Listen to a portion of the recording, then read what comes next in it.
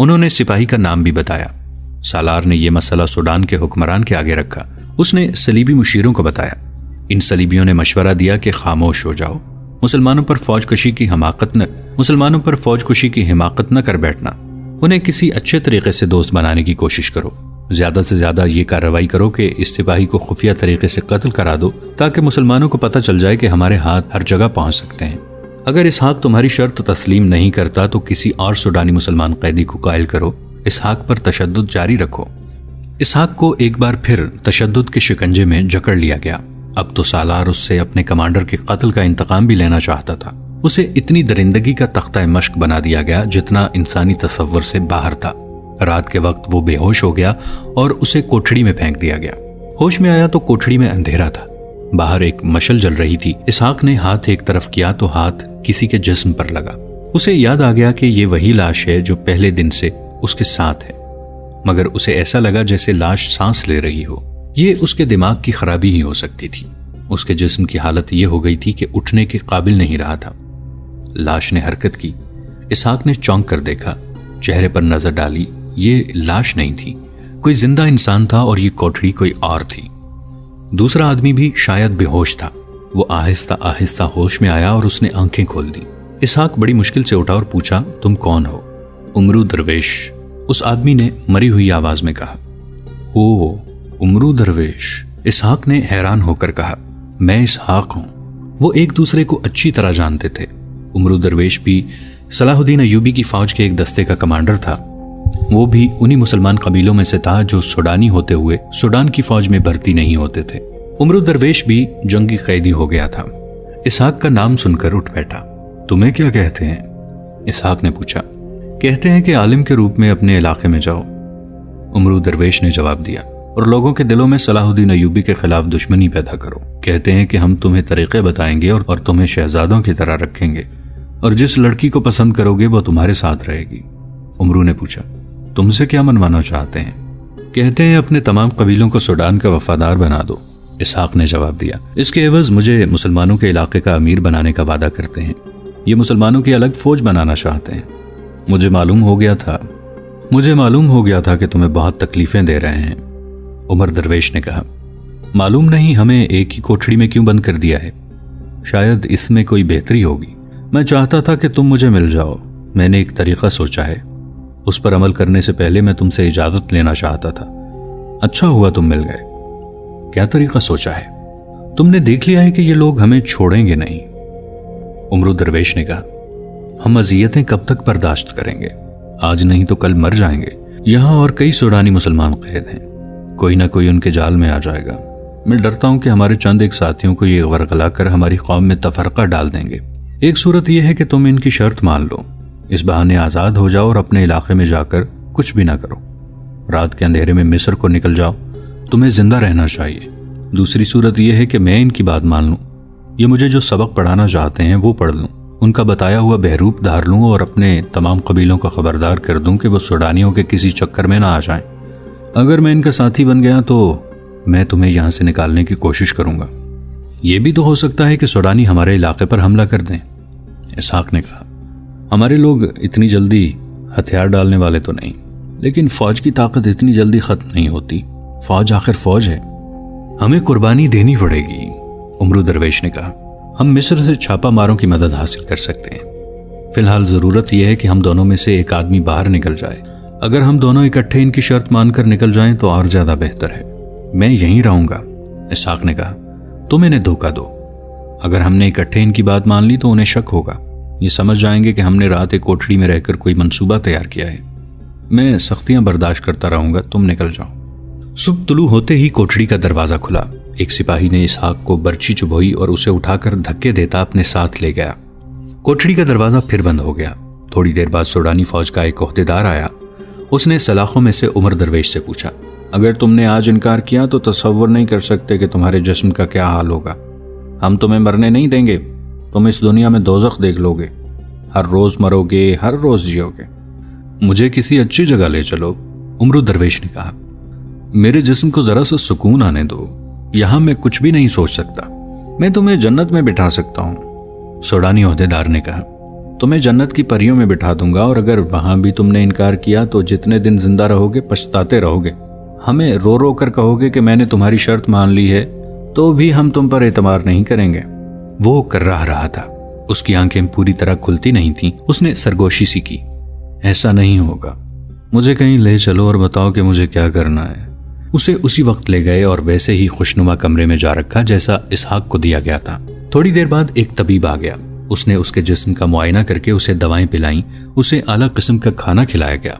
इस दौरान उसे सूडानी सालार ने, जो इसहाक का जिस्म तोड़ता रहता था, उमरू दरवेश से पूछा, क्या तुमने हमारी हर बात मानने का फैसला कर लिया है? उमरू दरवेश ने सर हिलाकर रजामंदी का इजहार किया। खाना खाते ही वो लेटा और गहरी नींद सो गया। उसकी जब आंख खुली तो रात भी गुजर चुकी थी और अगला दिन आधा गुजर गया था।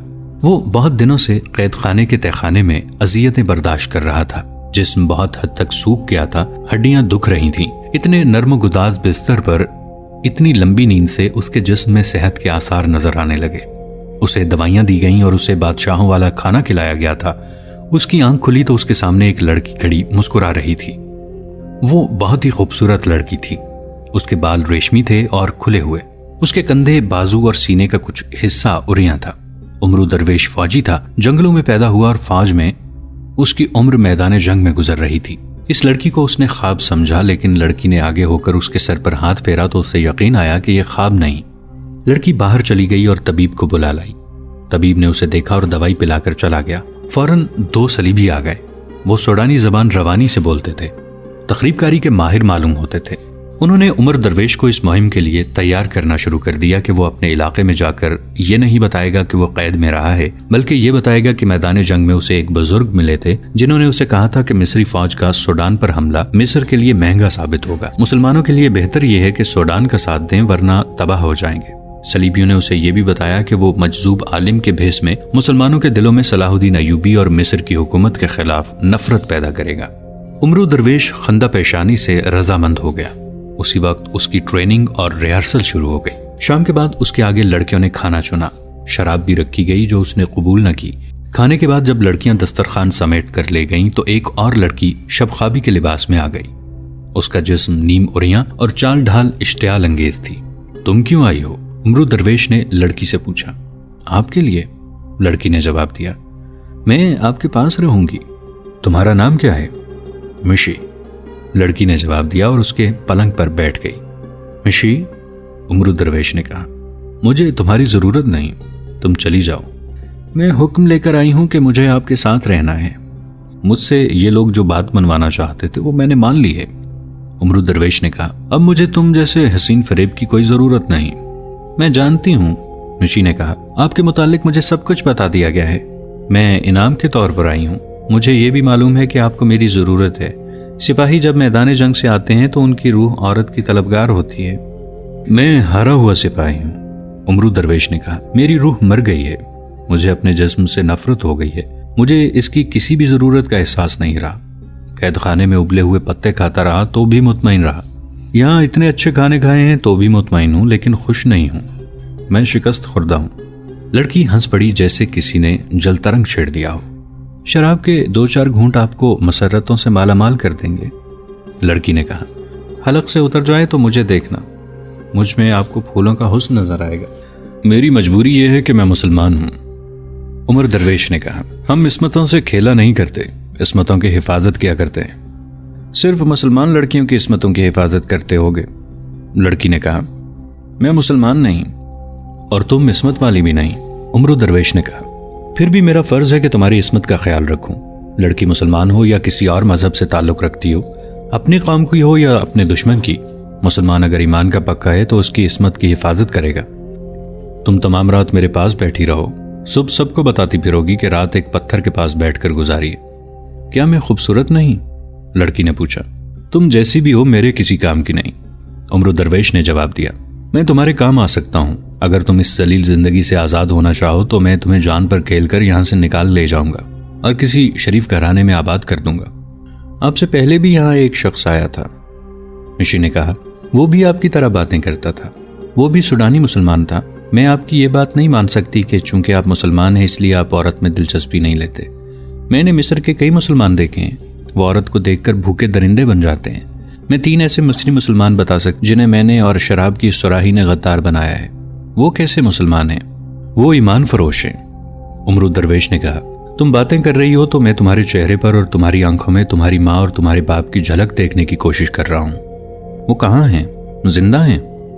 मालूम नहीं, मिशी ने कहा। आपसे पहले जो यहाँ आया था उसने भी यही पूछा था कि तुम्हारे माँ बाप जिंदा हैं या मर गए हैं। वो इसहाक की बात कर रही थी। इसहाक को जब इस कमरे में लाया गया था तो उसी लड़की को उसके कमरे में भेजा गया था। उसने उमरू दरवेश से कहा, उस सुडानी मुसलमान ने मुझसे मेरे माँ बाप के मुतालिक पूछकर मुझे परेशान कर दिया था। ऐसा सवाल मुझसे कभी किसी ने नहीं पूछा था। वो पहला आदमी था जिसने पूछा तो मैं रात भर सोचती रही कि मेरे माँ बाप कौन थे और कैसे थे जरूर। मुझे कुछ याद आता था और जहन के अंधेरे में गायब हो जाता था। मैंने अपने आप को उनकी याद से दूर रखने की कोशिश शुरू कर दी, मगर मैं कामयाब नहीं हो सकी। आज आपने उनकी फिर याद ताज़ा कर दी है। मैं जब महसूस ही नहीं करती थी कि मेरे माँ बाप भी होंगे तो मैं खुश रहती थी। आपसे पहले आने वाले सुडानी मुसलमान ने मेरे अंदर ऐसे जज्बात बेदार कर दिए हैं कि मेरी खुशी पर अब उदासी का सेब सवार रहने लगा है। तुम्हारा कोई भाई भी नहीं था? कुछ भी याद नहीं, लड़की ने कहा। मैं खून के रिश्तों को समझती ही नहीं कि क्या होते हैं। तुम्हें नींद आ रही हो तो सो जाओ, उमरू दरवेश ने कहा। आपको नींद आ रही हो तो मैं खामोश हो जाती हूँ, लड़की ने कहा। जी चाहता है कि आप मेरे साथ बातें करते रहें। मुझे आप जैसे आदमी अच्छे लगते हैं।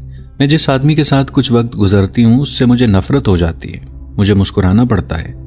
वो सुडानी मुसलमान जो आपसे पहले यहाँ आया था मुझे सारी उम्र याद रहेगा, जिसे इस कमरे में लाया गया था। आप दूसरे आदमी हैं जिसकी मैं हमेशा कदर करूंगी। आपने मेरे अंदर रूह और जज्बात को बेदार कर दिया है। आप मुझे शायद रूह की नजरों से देख रहे हैं, दूसरे मुझे जिस्म की भूखी नजरों से देखते हैं। मैं तुम्हें आबरू बाख्ता लड़की समझता था, लेकिन तुम अक्ल और फरासत की बातें करती हो, उमरू दरवेश ने कहा। मैं हसीन और मीठा जहर हूं, लड़की ने कहा।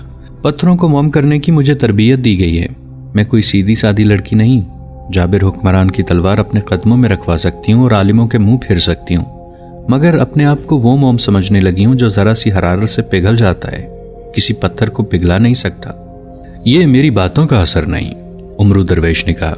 यह मेरे ईमान की हरारत है जिसने तुम्हें पिघला दिया है। मैंने तुम्हारे अंदर खून के रिश्ते बेदार कर दिए हैं। तुम इंसान हो, तुम किसी की बेटी हो, किसी की बहन हो, तुम किसी कौम की आबरू हो। मैं तुम्हें हर रंग में देख रहा हूँ। रात गुजरती जा रही थी। नींद का खुमार और उमरू दरवेश की बातें लड़की पर गालिब आती जा रही थीं। नींद से उसकी आंखें बंद होने लगीं। वो पलंग की पांति बैठी हुई थी, वहीं लुढ़क गई। उसकी जब आंख खुली तो उसने अपने आप को पलंग पर और उमरू दरवेश को फर्श पर सोते देखा। उसने उमरू दरवेश को जगाया नहीं, उसे देखती रही। उसके सीने में हलचल बपा हो गई। उसने अपने गालों पर अपने आंसुओं की नमी महसूस की और हैरान हुई कि उसके जिस्म में आंसू भी हैं। उसके आंसू कभी नहीं निकले थे। उसने उमरू दरवेश के पास दोजानू होकर उसका हाथ उठाया और आंखों से लगाया। उमरू दरवेश की आंख खुल गई। लड़की के होंठों पर मुस्कुराहट न आई। उसने उसे ये भी ना कहा कि तुम्हें फर्श पर नहीं सोना चाहिए था। वो खामोशी से बाहर निकल गई। वापस आई तो उसके हाथ में पानी था जिससे उमरू दरवेश ने वजू किया और नमाज पढ़ने लगा। लड़की कमरे से चली गई। नाश्ते के बाद सुडानी सालार 2 सलीबियों के साथ आ गया। मेरी एक बात और से सुनने, उमरू दरवेश ने सालार से कहा। मुझे किसी भी वक्त इसहाक की जरूरत महसूस हो सकती है। आप उसे परेशान करना छोड़ दें। उसे किसी खुली और आरामदेह कोठरी में रखें। उसे तहखाने से निकालकर ऊपर ले आए। वो मेरा दोस्त है। मुझे जब उसकी जरूरत महसूस हुई तो मैं उसे मना लूंगा, उसे धोखा भी दे लूंगा। अगर वो ना माना तो आप उसके साथ जो सुलूक मुनासिब समझें कर लें। सुडानी सालार ने कहा कि ऐसा ही होगा। सलीबी मुशीरों ने उमरू दरवेश को ट्रेनिंग देनी शुरू कर दी। उसने खूबी से नकल की। उन्होंने उसे जो बातें बताई वो भी उसने जबानी याद करनी शुरू कर दी। 4-5 रोज उसकी तरबियत होती रही। दिन के दौरान सलीबी उसके साथ होते थे और रात को लड़की उसके पास होती थी। ये लड़की उसकी मुरीद बन गई थी। उसके कमरे में जाकर वो अपने आप को पाकीज़ा लड़की समझने लगती थी। 6-7वें रोज उमरू दरवेश एक दरवेश के रूप में अपने इलाके में जाने के लिए तैयार हो गया। उसे दरवेशों और मजजूब आलिमों के कपड़े पहनाए गए। मिशी ने उसे कहा था कि जब वो अपनी मुहिम पर रवाना हो तो उसे भी साथ लेता चले। उसकी ख्वाहिश पर उमरू दरवेश ने सुडानी सालार से कहा कि वो इस लड़की को इनाम के तौर पर अपने साथ रखना चाहता है। लड़की उसे दे दी गई। उसे मस्तूर करने के लिए लड़की को बुर्कानुमा लिबादा दे दिया गया। 3 ऊंट दिए गए। एक पर उमरू दरवेश सवार हुआ, दूसरे पर मिशी और तीसरे पर एक खैमा और खाने पीने का सामान लाद दिया गया। सूडानी सालार ने उमरू दरवेश को 2 बातें बताई। एक ये कि इसहाक को तहखाने से निकालकर ऊपर खुले कमरे में भिजवा दिया गया है, और दूसरे ये कि मुसलमानों के इलाके में अपने आदमी मौजूद हैं जो उसे खुद ही मिलेंगे और उसकी मदद करेंगे। उमरू दरवेश मिशी को साथ लेकर एक खतरनाक मुहिम पर रवाना हो गया। सूडानी सालार उसके रवाना होते ही अपने कमरे में गया। वहां 6 आदमी बैठे हुए थे। वो सब सूडानी मुसलमान थे और मुसलमानों के पहाड़ी इलाके के रहने वाले थे। उन्हें सूडान की हुकूमत से बहुत इनाम और कराम मिलता था। अपने इलाके में वो पक्के मुसलमान बने रहते थे। वो जा चुका है। सालार ने उन्हें कहा, तुम दूसरे रास्ते से रवाना हो जाओ, अकेले अकेले जाना, अपने इलाके में पहुंच जाओ और उस पर नजर रखो। जहां तुम्हें शक हो कि ये शख्स धोखा दे रहा है, उसे ऐसे तरीके से कत्ल कर दो जिससे किसी को पता न चले। मैं एक और आदमी भेज रहा हूं, उन्हें अपने घरों में रख लेना। ये सब एक दूसरे के बाद रवाना हो गए। सूडानी सालार ने 2 आदमी और बुलाए। वो सिर्फ सूडानी थे, मुसलमान नहीं थे। उनसे सालार ने कहा, इन मुसलमानों का कोई भरोसा नहीं, नए इलाके में जाकर सब एका न कर लें। ये 6 आदमी हमारे ही हैं, लेकिन ये ना भूलना कि मुसलमान हैं। वहां जाकर इनकी नीयत बदल सकती है। अगर उमरू दरवेश ठीक रहा तो तुम्हें आतिशगीर मादे की जरूरत होगी। ये इन आदमियों ने घरों में छुपा रखा है, तुम जानते हो कि उसे कब और कहां इस्तेमाल करना है। ये दोनों भी रवाना हो गए। वो सिपाही जिसने इसहाक की बेटी और उसकी बीवी को बचाया और कमांडर को कत्ल किया था, इसहाक के घर रहता था। जिस रोज उमरू दरवेश रवाना हुआ, उस रोज सिपाही कहीं बाहर घूम फिर रहा था। एक तीर आया जो उसके जिस्म को छूता हुआ एक दरख्त में जा लगा। सिपाही दौड़ पड़ा और इसहाक के घर जा पहुंचा। उसने इसहाक के बाप को बताया कि उस पर किसी ने तीर चलाया है। कोई भी ना समझ सका कि तीर किसने चलाया है। किसी को मालूम न था कि सूडानियों ने उसे कत्ल करने की पहली कोशिश की है। सुल्तान सलाहुद्दीन अयूबी के महकमा जासूसी और सुराग रसानी यानी इंटेलिजेंस का सरबराह अली बिन सुफियान काहिरा में था। उस वक्त सुल्तान अयूबी सलीबियों के दोस्त मुसलमान उमरा सैफुद्दीन और गमगश्तगीन को और अल मुल्क साले की फौज को शिकस्त देकर उन मुखालिफिन के मरकजी शहर हलब की तरफ बढ़ रहे थे। उनके ये मुसलमान मुखालिफिन ऐसी अफरा तफरी और बौखलाहट में भागे थे कि कहीं भी कदम न जमा सके। रास्ते में 3-4 अहम मुकाम थे जहां वो रुक जाते और अपनी बिखरी हुई अफवाज को इकट्ठा कर लेते तो सलाहुद्दीन अयूबी का मुकाबला कर सकते थे। लेकिन उन्होंने पसपाई के ऐसे रास्ते इख्तियार किए जो जंगी लिहाज से उनके लिए मजीद नुकसान का बायस बने। सुल्तान अयूबी ने पेशकदमी जारी रखी और उन अहम मकामात पर कब्जा कर लिया। उनकी मंजिल हलब थी। उन्हें कुछ इल्म नहीं था कि मिस्र के हालात कैसी कैसी करवटें ले रहे हैं। कासिद उन्हें रिपोर्टें देते रहते थे जिनसे पता चलता था कि तरह तरह की साजिशें सर उठा रही हैं। वो मैदान जंग में कभी परेशान नहीं हुए थे। साजिशें उन्हें परेशान कर दिया करती थीं और ये हकीकत उनके लिए जहर की तरह तल्ख थी कि इन साजिशों और तखरीबकारी के हिदायतकार सलीबी और आलाईकार मुसलमान थे। अली बिन सुफियान उनका दस्तरास्त था, बल्कि उनकी आंखें और कान था। उसे सुल्तान अयूबी ने मिस्र से गैर हाजिरी के दौरान मिस्र में ही रहने दिया और अपने साथ उसके मुआविन हसन बिन अब्दुल्ला को रखा। मिस्र की हुकूमत सुल्तान अयूबी के भाई अल आदिल के हवाले थी। अपने भाई की गैर हाजिरी में अल आदिल रातों को सोता भी कम था। अली बिन सुफियान को वो अपने साथ रखता था। इस तरह मिस्र का अमन व अमान और इस खित्ते में इस्लाम की आबरू का तहफ़्फ़ुज़ इन दोनों की जिम्मेदारी थी। उन्हें अच्छी तरह मालूम था कि सुल्तान अयूबी की गैर हाजिरी में मिस्र में तखरीबकारी बढ़ रही है। इसके अलावा सूडान की तरफ से खतरा था। 2-4 माह पहले अल आदिल ने सूडानियों के एक अजीबो गरीब और बड़े ही खतरनाक हमले को गैर मामूली कामयाबी से तबाह कर दिया था। लेकिन सूडानियों के अज़ाइम में कोई फर्क नहीं आया था, क्योंकि उनका ये हमला जो नाकाम हुआ था बाकायदा फौज का हमला नहीं था। सूडान की बाकायदा फौज नुकसान के बगैर तैयार खड़ी थी। इस फौज को सलीबी तरबियत दे रहे थे और बाज दस्तों की कमान भी सलीबियों के हाथ थी। सूडान के खतरे की पेशबंदियां यूं की गई कि सरहद पर सरहदी दस्तों की नफरी में इजाफा कर दिया गया। इनके अलावा अली बिन सुफियान ने अपने शोबे के बेशुमार आदमियों को सरहद पर फैला दिया था। ये सब जासूस और मुखबिर थे। वो सहराई मुसाफिरों और खाना बदोशों के भेस में सरहद पर घूमते फिरते रहते थे। उनका राब्ता सरहदी चौकियों के साथ था। इन चौकियों पर उनके लिए घोड़े तैयार रहते थे। सरहदी दस्तों के गश्ती संतरी भी उनके साथ राबिता रखते थे। एक इंतजाम और भी था। अली बिन सुफियान के चंद एक माहिर जासूस ताजिरों के बहरूप में सूडान के साथ गैर कानूनी तिजारत करते थे, जिसे आजकल स्मगलिंग कहा जाता है। उन्हें माल देकर सरहद पार करा दी जाती थी। ये लोग सूडान जाकर ये जाहिर करते थे कि वो मिस्र के सरहदी दस्तों की आंखों में धूल झोंक कर आए हैं। सूडान में बाज अजनास की किल्लत थी, जिसमें अनाज खास तौर पर कलील था। दोस्तों, आज के लिए इतना ही। इसी कहानी की अगली किस्त के साथ बहुत जल्द हाजिर होंगे। नीचे कमेंट सेक्शन में अपनी राय का इजहार जरूर कीजिएगा। हमारे इस चैनल को सब्सक्राइब करके नीचे मौजूद बेल आइकन को भी जरूर क्लिक कीजिएगा। अगली मुलाकात तक के लिए हमारा और आपका अल्लाह निगहबान।